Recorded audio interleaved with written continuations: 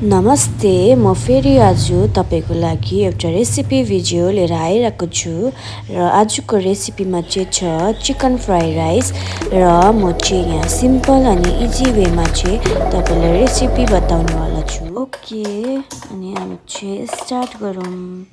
अनि पहिला फर्स्ट चाहिँ मैले प्यान राखेको छु अनि प्यान चाहिँ तात्तिसक्यो भने चाहिँ त्यसमा ओइल लगाएर चाहिँ एकदम मजाले त्यसलाई फैलाइदिनुहोस्। अनि त्यसपछि चाहिँ मैले चिकन म्यारिनेट गरेर राखेको थियो, किन भन्दाखेरि होटेलतिर चाहिँ चिकन चाहिँ एकदम म्यारिनेट गरेर नै फ्राई गरेको हुन्छ। अनि त्यो चाहिँ चिकन फ्राई राइसमा लगाएपछि चाहिँ एकदमै चिकनको टेस्ट चाहिँ एकदमै मिठो हुन्छ। अनि त्यही भएर चाहिँ मैले पनि आज म्यारिनेट गरेको छु र अनि फ्राई गर्नुपर्छ। यसलाई चाहिँ मिडियम फ्लेममा चाहिँ फ्राई गर्नुपर्छ। अनि फ्राई गरेपछि चाहिँ अनि त्यसपछि तपाईँले हेर्न सक्नुहुन्छ एकदमै चिकन पनि फ्राई भइसकेको छ।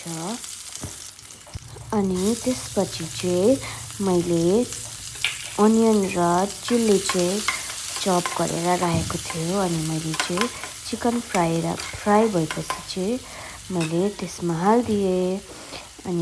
अनि काटेको पिन्स र टमाटर पनि हालिदिएको छु र त्यसपछि चाहिँ यसलाई हल्का फ्राई गर्नुपर्छ।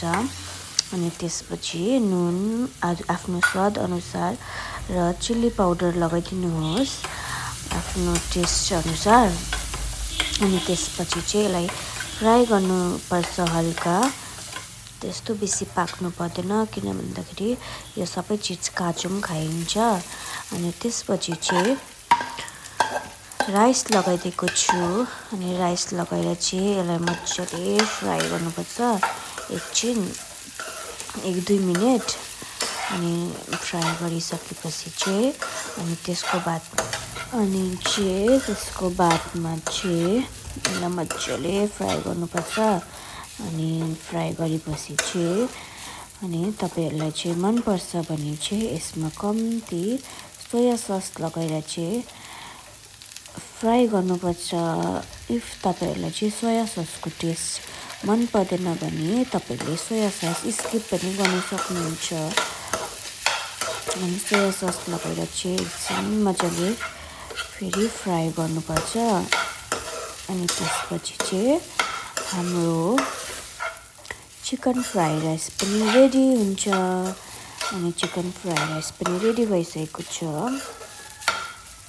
अनि यो चाहिँ मैले तपाईँलाई एकदमै सिम्पल वेमा रेसिपी बताइरहेको छु। इफ तपाईँहरूलाई मेरो यो रेसिपी चिकन फ्राई राइसको रेसिपी मन पर्यो भने लाइक अनि सब्सक्राइब गर्नु नबिर्सिनुहोला। म फेरि तपाईँको लागि यस्तै रेसिपी भिडियो लिएर आउनेवाला छु। ओके, बाई, धन्यवाद।